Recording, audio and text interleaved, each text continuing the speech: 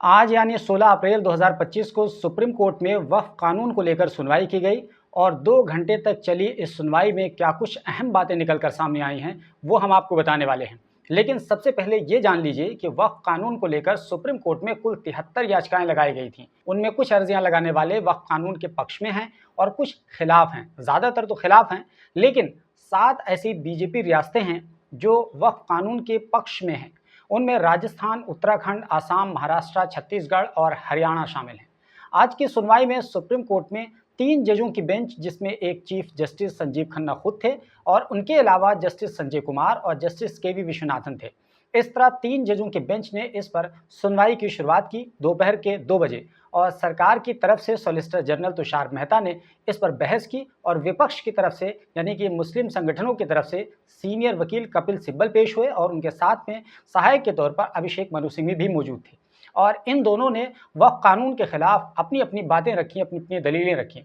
तो आज की सुनवाई के दौरान क्या कुछ निकलकर सामने आया है, इसकी अहम बातें पॉइंट दर पॉइंट हाईलाइट के तौर पर जान लीजिए और आखिर में हम थोड़ा सा कपिल सिब्बल ने क्या कुछ दलीलें दी हैं, किस तरीके से अपनी बात रखी है, वो हम आपको नमूने के तौर पर बता देंगे। हालांकि इस छोटी सी वीडियो में वो तमाम बातें बता पाना संभव नहीं है जो कुछ भी सुप्रीम कोर्ट में इन तमाम वकीलों के बीच में बातचीत हुई है, लेकिन हाईलाइट के तौर पर थोड़ा सा हम आपको ज़रूर बता देंगे। तो इस सुनवाई में सुप्रीम कोर्ट ने जो बातें कही हैं उनमें पहला पॉइंट ये है कि सुप्रीम कोर्ट का कहना है कि अदालतों के ज़रिए वक्फ करार दी गई प्रॉपर्टीज़ को वक्फ के तौर पर डी नोटिफाई नहीं किया जाएगा, चाहे वक्फ बाई यूज़र हो या वक्फ बाई डीड यानी वक्फ बिल अमल हो, जब तक अदालत इस मामले में सुनवाई कर रहा है। और पॉइंट नंबर 2 ये है कि वक्फ अमेंडमेंट कानून के प्रोविज़न जिसके मुताबिक वक्फ प्रॉपर्टीज़ को वक्फ नहीं समझा जाएगा, जबकि कलेक्टर इस बात की तहकीकात कर रहा है कि आया जायदाद सरकारी अराजी पर है या जायदाद सरकारी अराजी पर नहीं है, तब तक ये लागू नहीं होगा। ये अहम बात थी। और तीसरी बात ये थी कि वक्फ बोर्ड और सेंट्रल वक्फ काउंसिल के तमाम मेंबरान को मुसलमान होना चाहिए, सिवाय साबिक मेंबरान के। तो 3 जजों की बेंच ने 2 घंटे की सुनवाई के दौरान जो लुबे-लुबाब निकाला वो यही था। उसको दोबारा आपको बता देते हैं। जैसा कि चीफ जस्टिस संजीव खन्ना ने कहा कि हमारा अंतरिम आदेश इक्विटीज़ को बैलेंस करेगा। हम ये कहेंगे कि अदालत की जानिब से जो भी जायदादें वक्फ करार दी जा चुकी हैं उनको गैर वक्फ नहीं किया जाएगा और ना ही उसे गैर वक्फ समझा जाएगा, चाहे वो वक्फ बाय यूज़र हो या वक्फ बाय यूज़र ना हो। और वक्फ की प्रॉपर्टीज़ पर कलेक्टर अपनी कार्रवाई जारी रख सकता है, लेकिन ये संशोधन कानून का पॉइंट उस पर लागू नहीं होगा। एक तरीके से ये मुसलमानों के लिए थोड़ी सी राहत की बात है। और तीसरी बात यह है कि स्टेट लेवल पर जो भी वक्फ बोर्ड्स हैं और केंद्र स्तर पर जो वक्फ काउंसिल है, उनके हवाले से जो मेंबरान होते हैं, जहां तक उनके अपॉइंट करने का मामला है, तो आज के इस अंतरिम आदेश में कहा गया है कि साबिक मेंबरान का जो तकर्रुर किया जा सकता था वो तो ठीक है गैर मुस्लिम, लेकिन बाकी जो अरकान होंगे वो मुसलमान होंगे। तो ये इस पूरे 2 घंटे से ज़ायद बहस का निचोड़ रहा, उसका खुलासा रहा। इसके बाद अगली तारीख सुनवाई के लिए कल यानी 17 अप्रैल दे दी गई। हालांकि सीजीआई संजीव खन्ना ऑर्डर सुनाने वाले थे, लेकिन सॉलिसिटर जनरल और दूसरे रिस्पोंडेंट की जानिब से कहा गया कि अंतरिम आदेश से पहले इस पर सुनवाई की जाए और इसके बाद सीजीआई ने अगली तारीख 17 अप्रैल 2 बजे की दे दी, यानी 2 बजे को अगले दिन फिर से सुनवाई होगी। Chief justice of India Sanjeev Khanna, Sanjay Kumar और के वी विश्वनाथन पर मुश्तमिल बेंच, जिसने आज 2 घंटे से ज़्यादा इस मामले की सुनवाई की, इस बेंच ने कुछ दफ़ाआत के बारे में मखसूस खदशात का इजहार किया, यानी कुछ तहफ़्फ़ुज़ात का इजहार किया, जैसे कि क्या तमाम वक्फ बाई यूज़र्स की जो जायदादें हैं वक्फ के तौर पर ख़त्म हो चुकी हैं। सीजीआई ने कहा कि सदियों से मौजूद वक्फ बाई यूज़र्स की प्रॉपर्टीज़ को कैसे रजिस्टर्ड किया जा सकता है, कैसे रजिस्टर्ड किया जाएगा। जाहिर सी बात है कि उस वक्त इन तमाम चीज़ों का प्रावधान नहीं था रजिस्ट्रेशन का। इस दौरान दिल्ली की जामा मस्जिद की मिसाल दी गई।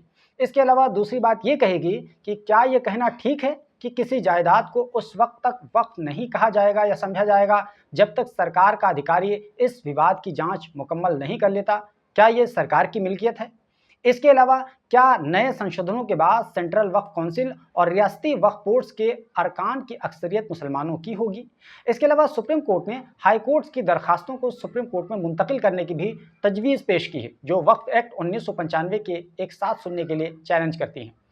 आपको बता दें कि कपिल सिब्बल ने संविधान के आर्टिकल 26 का हवाला देते हुए इस बहस की शुरुआत की थी और कहा था कि आर्टिकल 26 के तहत हर नागरिक अपने धार्मिक मामलात को खुद मुख्तारी के साथ डील कर सकता है, लेकिन पार्लियामेंट के दखलंदाजी के जरिए इस कानून में कई सारे अहम और ज़रूरी धार्मिक बातों का उल्लंघन किया जाता है। इसके बाद कपिल सिब्बल ने बदले गए एक्ट के सेक्शन 3R का हवाला देते हुए कहा कि जिसमें ये शर्त लगाई गई है कि अगर कोई न्यू मुस्लिम वक्फ करना चाहता है वक्फ प्रॉपर्टी को, तो उसको ये साबित करना होगा कि वो 5 साल से इस्लाम को प्रैक्टिस कर रहा है।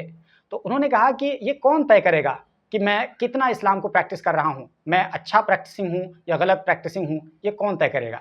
इसके बाद कपिल सिब्बल ने वक्फ बाय यूज़र की बात कही और उसके बाद सेक्शन 3A यानी वक्फ अलल औलाद की बात उठाई और पूछा कि स्टेट कौन होता है ये फैसला करने वाला कि विरासत कैसी होनी चाहिए। ये तो सीधा सीधा पूरी तरीके से मुस्लिम पर्सनल लॉ का मामला है, तो स्टेट इसमें इतना ज़्यादा मुदाखलत क्यों कर रहा है, वो क्यों तय करना चाह रहा है कि यहाँ वक्फ अलल औलाद को कैसे किया जाना चाहिए।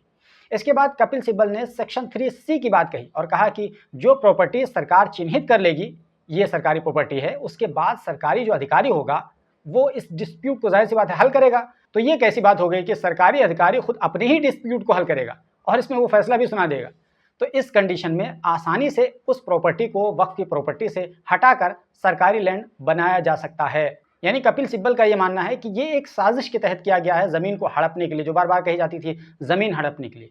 उसके बाद कपिल सिब्बल ने सेक्शन D की बात कही और कहा कि नए कानून के एतबार से ऐसी प्रॉपर्टीज़ जो ASI प्रोटेक्टेड मॉन्यूमेंट्स हैं तो उसके वक्फ को ख़त्म कर दिया जाएगा। तो इस पर CGI ने पॉइंट आउट किया और कहा कि अगर कोई प्रॉपर्टी वक्फ करते समय जो ASI प्रोटेक्टेड मॉन्यूमेंट है तो इस कंडीशन में वक्फ ही गलत साबित हो जाएगा।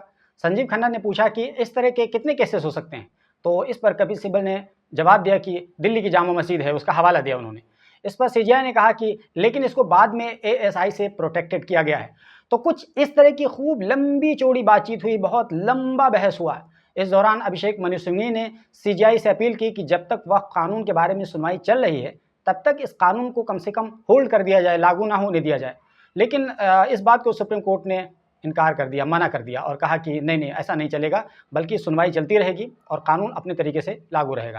हालांकि इसकी सुनवाई को जल्द से जल्द करने की बात ज़रूर कही गई है और शायद इसी वजह से कल सुनवाई की डेट भी रखी गई है। और अब देखिए कि अगली सुनवाई के बाद क्या कुछ निकल कर सामने आता है और इसमें CGI और जो 3 जजों की बेंच है उसमें किस तरह का नज़रिया सामने रखती है, क्या कुछ फैसला करती है। हालांकि आपको एक बात अहम यहाँ पर बता दें कि ये कानून के रद्द होने की बात जहाँ तक सामने आई है तो बहुत सारे कानून के जानकार कहते हैं कि कानून तो रद्द नहीं होगा, लेकिन सुप्रीम कोर्ट का ये काम है कि वो देखे कि इस कानून में जो कुछ भी बात कही गई है क्या वो कानून यानी संविधान को वायलेट करती है। अगर संविधान को कोई बात वायलेट करती है तो उसमें संशोधन या इस तरीके से कोई बात हो सकती है, लेकिन ओवरऑल पूरा एक्ट ही बदल जाएगा या कैंसिल कर दिया जाएगा, शायद सुप्रीम कोर्ट ऐसा नहीं करेगा। तो बहरहाल जो भी होगा हम इस पर नज़र बनाए हुए हैं क्योंकि ये बहुत ही अहम और सेंसिटिव मौजू है। जो भी होगा हम आपको ज़रूर इसके सिलसिले में अपडेट करेंगे, इसलिए आप हमारे चैनल को सब्सक्राइब कर लीजिए और अगर ये वीडियो फेसबुक पर देख रहे हैं तो हमारे पेज को फॉलो कर लीजिए क्योंकि हम यहाँ पर न केवल कॉम्प्रहेंसिव स्टोरीज़ बल्कि इसके अलावा व्लॉग से संबंधित कंटेंट भी बनाकर देते रहते हैं।